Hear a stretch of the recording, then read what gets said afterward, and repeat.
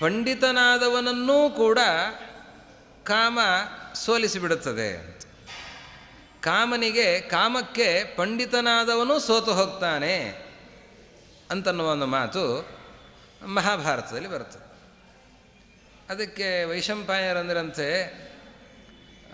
ಪಂಡಿತನಾದವನು ಅಂತನೋ ಶಬ್ದ ಯಾಕೋ ಅಷ್ಟು ಸರಿ ಕಾಣಿಸ್ತಾ ಇಲ್ಲ. ಪಂಡಿತನಲ್ಲದೇ ಇರುವಂತಹ ವ್ಯಕ್ತಿ ಅವನಿಗೆ ಅಜ್ಞಾನವೇ ಇದೆ, ಹೀಗಾಗಿ ಅವನು ಕಾಮಕ್ಕೆ ಸೋತು ಹೋಗ್ತಾನೆ ಅಂತನ್ನೋದು ಸರಿ. ಆದರೆ ಪಂಡಿತನೂ ಕೂಡ ಅಂತ ಏನು ಹೇಳ್ತಾ ಇದ್ದೀರಿ, ಇದು ಯಾಕೋ ಅಷ್ಟು ನನಗೆ ಸರಿ ಅನ್ನಿಸ್ತಾ ಇಲ್ಲ ಅಂತ ವೈಶಂಪಾಯನರಂದ್ರಂತೆ.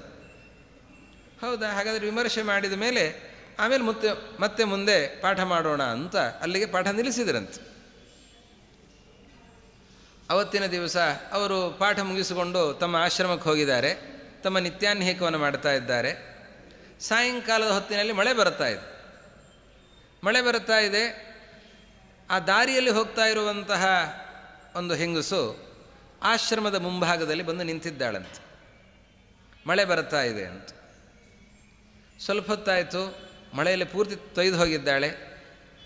ಆಮೇಲೆ ನಾನು ಆಶ್ರಮದ ಒಳಗಡೆ ಬರಬಹುದಾ, ತುಂಬ ಗಾಳಿ ಮಳೆ ಚಳಿ ಇದೆ, ಒಳಗೆ ಬರಬಹುದಾ, ಸ್ವಲ್ಪ ಬೆಚ್ಚಗಿರುತ್ತೆ, ಬನ್ನಿ ಅಂತ. ಇವರು ಸಹಜವಾಗಿ ಕರುಣೆಯಿಂದ ಮಳೆ ಬರುತ್ತಾ ಇದೆ, ಆ ತೊಂದರೆ ಆಗಬಾರದು ಅನ್ನೋ ದೃಷ್ಟಿಯಿಂದ ವೈಶಂಪಾಯನರು ಹೇಳಿದ್ರಂತೆ. ಬಂದ ಮೇಲೆ ಅವಳನ್ನು ನೋಡಿ ಅವರು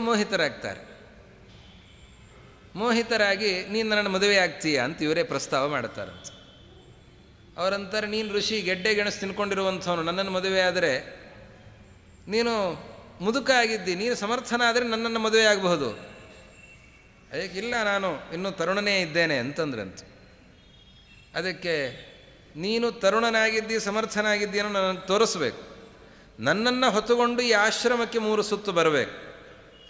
ಅದಕ್ಕೆ ಆಶ್ರಮಕ್ಕೆ 3 ಸುತ್ತು ಬಂದಿ ಅಂತಾದರೆ ಆವಾಗ ನೀನು ದೃಢಕಾಯನಾಗಿದ್ದಿ ಅಂತ ನಾನು ನಿನ್ನನ್ನು ವರಿಸ್ತೇನೆ ಅಂತ ಹೇಳಿದ್ಲಂತೆ. ಬಹಳ ಸಂತೋಷ ಆಯ್ತಂತೆ. ಕೂಡಲೇ ಹೆಗಲ ಮೇಲೆ ಹೊತ್ತುಕೊಂಡು ತಮ್ಮ ಆಶ್ರಮಕ್ಕೆ ಸುತ್ತು ಬರ್ತಾ ಇದ್ದಾರೆ.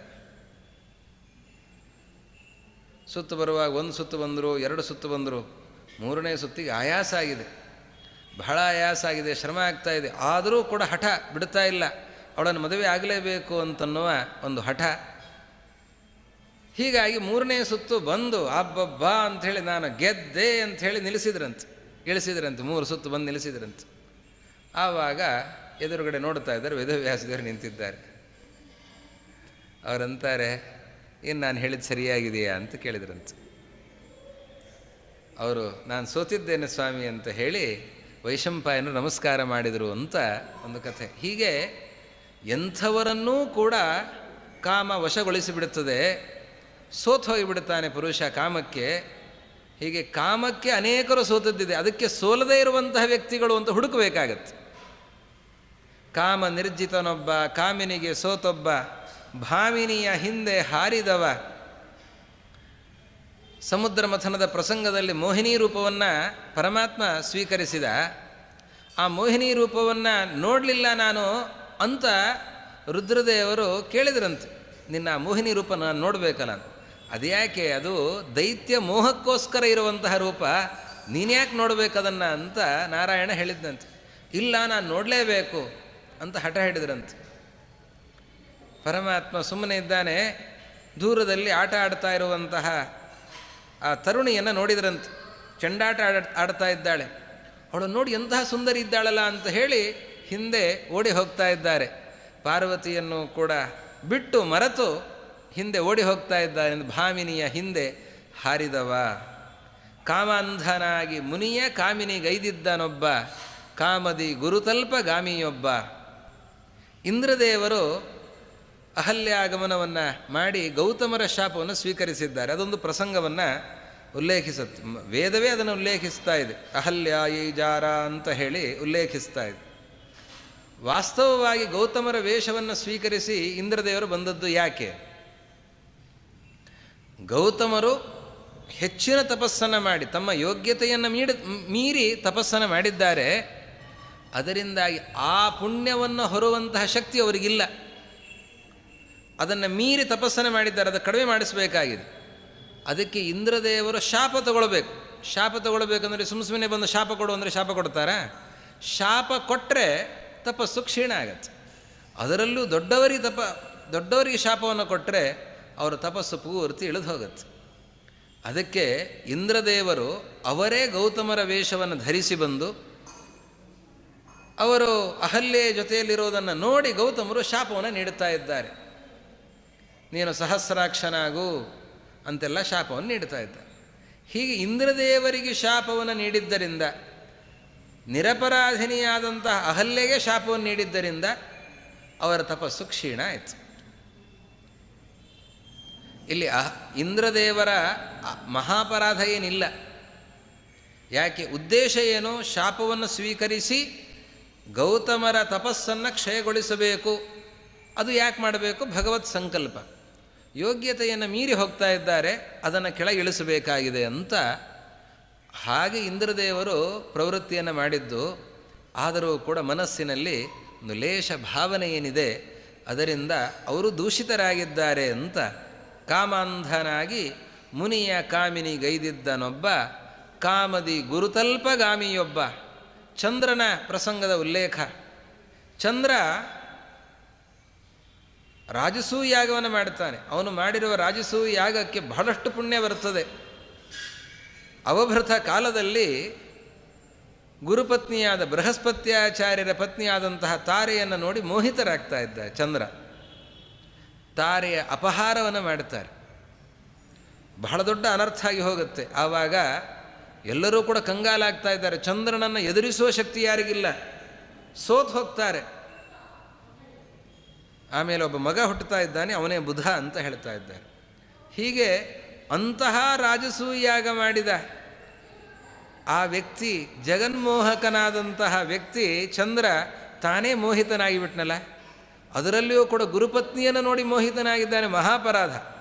ಇಂದ್ರದೇವರು ಗೌತಮ ಋಷಿಗಳ ಪತ್ನಿಯ ಗಮನ ಮಾಡಿದ್ದು, ಅದು ಗೌತಮರು ಬಹಳ ಯೋಗ್ಯತೆಯಲ್ಲಿ ಕಡಿಮೆಯಾದಂಥವರು, ಅವರ ಪತ್ನಿ ಅಹಲ್ಯೆ ಯೋಗ್ಯತೆಯಲ್ಲಿ ಚಿಕ್ಕವರು, ಅದು ಮಹಾಪರಾಧ ಅಲ್ಲ. ಆದರೆ ಚಂದ್ರ ಮಾಡಿರುವಂತಹದ್ದು ಮಹಾಪರಾಧ ಆಯಿತು. ಅದು ಎಷ್ಟರ ಮಟ್ಟಿಗೆ ಅಂತಂದರೆ, ಮೋಕ್ಷದಲ್ಲಿ ಆನಂದ ವೃದ್ಧಿಯಾಗಬೇಕಾಗಿತ್ತು. ಚಂದ್ರ ಮಾಡಿರುವ ರಾಜಸೂಯ ಯಾಗದಿಂದಾಗಿ ಆನಂದದ ಉದ್ರೇಕ ಆಗಬೇಕಿತ್ತು, ಅಭಿವೃದ್ಧಿಯಾಗಬೇಕಾಗಿತ್ತು.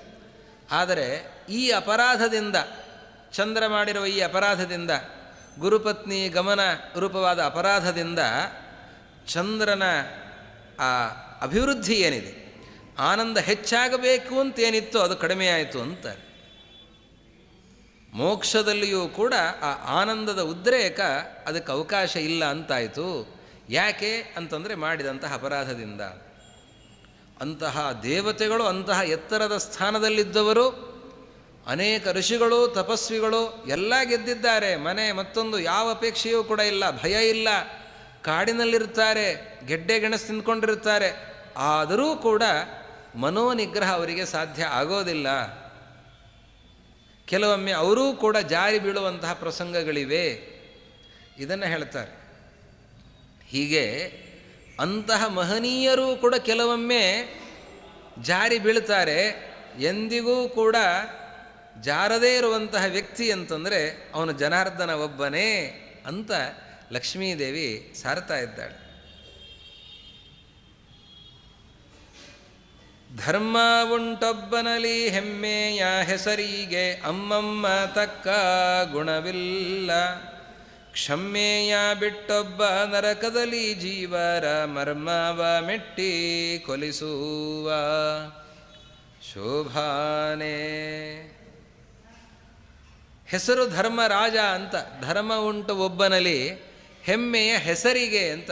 ಹೆಸರಿಗೆ ಧರ್ಮ, ಹೆಸರೇ ಧರ್ಮ, ಧರ್ಮರಾಜ ಅಂತ. ಆದರೆ ಎಲ್ಲಿದೆ ಧರ್ಮ ಅಂತಾನೆ ಲಕ್ಷ್ಮೀದೇವಿ ಅಂತಾಳೆ. ಎಲ್ಲಿದೆ ಧರ್ಮ? ಯಾಕೆ? ಕ್ಷಮೆಯ ಬಿಟ್ಟು ಮರ್ಮವ ಮೆಟ್ಟಿ ಕೊಲಿಸುವ.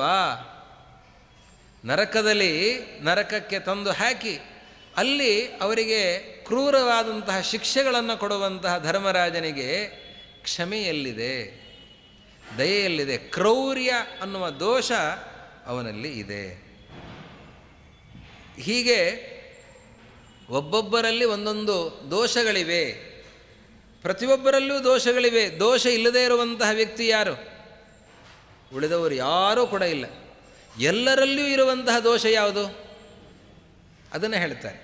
ಒಬ್ಬೊಬ್ಬರಲ್ಲಿ ಕೆಲವರಲ್ಲಿ ಸಿಟ್ಟಿದೆ, ಕೆಲವರಲ್ಲಿ ಕಾಮ ಇದೆ, ಕೆಲವರಲ್ಲಿ ಧನದ ವ್ಯಾಮೋಹ ಇದೆ, ಇನ್ನು ಕೆಲವರಲ್ಲಿ ಕ್ರೌರ್ಯ ಇದೆ. ಹೀಗೆ ಒಬ್ಬೊಬ್ಬರಲ್ಲಿ ಒಂದೊಂದು ದೋಷಗಳಿವೆ. ಪ್ರತಿಯೊಬ್ಬರಲ್ಲೂ ಇರುವಂತಹ ದೋಷ ಏನು? ಎಲ್ಲ ದೇವತೆಗಳು, ಎಲ್ಲ ಋಷಿಗಳು, ಎಲ್ಲರಲ್ಲಿಯೂ ಕೂಡ ಇರುವಂತಹ ದೋಷ ಯಾವುದು?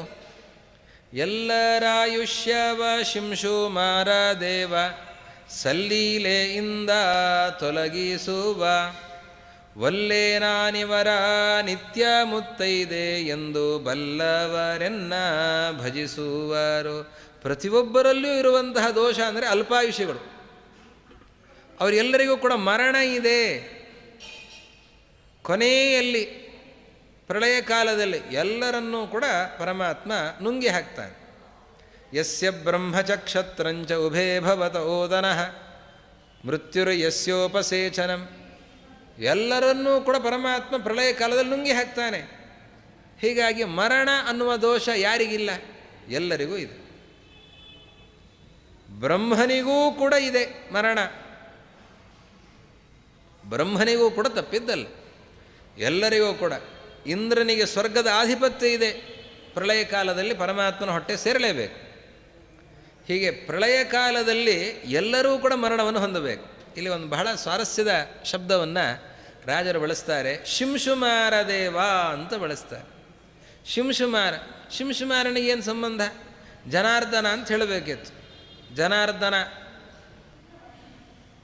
ಶ್ರಾದ್ದದಲ್ಲಿ ಬಳಸುವ ಶಬ್ದನೇ ಅದು, ಜನಾರ್ದನ. ಮಧ್ವವಲ್ಲಭ ಜನಾರ್ದನ ವಾಸುದೇವ ಪ್ರೀಯತಾಂ ಅಂತ. ಜನಾರ್ದನ, ಜನಾನ್ ಅರ್ಧಯತಿ, ಎಲ್ಲ ಜನರನ್ನು ಅರ್ಧಯತಿ, ಅವರ ಮರ್ದನ ಮಾಡಿ ಅವರನ್ನು ನಾಶಗೊಳಿಸುವಂಥವನು ಯಾರೋ ಅವನು ಜನಾರ್ದನ. ಜನಾರ್ದನ ಅಂತ ಹೇಳಿದರೆ ಚೆನ್ನಾಗಿತ್ತು. ಇಲ್ಲ ಸಂಕರ್ಷಣ ಅಂತ ಹೇಳಬಹುದಾಗಿತ್ತು. ಸಂಕರ್ಷಣನ ಮುಖದಿಂದ ಬರುವಂತಹ ಅಗ್ನಿ ಬ್ರಹ್ಮಾಂಡವನ್ನೆಲ್ಲ ಸುಟ್ಟು ಹಾಕತ್ತೆ. ಸಂಕರ್ಷಣ ಅಂತ ಹೇಳಿದರೆ ಚೆನ್ನಾಗಿತ್ತು. ಶಿಂಶುಮಾರ ಅಂತ ಯಾಕೆ ಹೇಳ್ತಾ ಇದ್ದಾರೆ? ಅದರಲ್ಲೊಂದು ಸ್ವಾರಸ್ಯ ಇದೆ.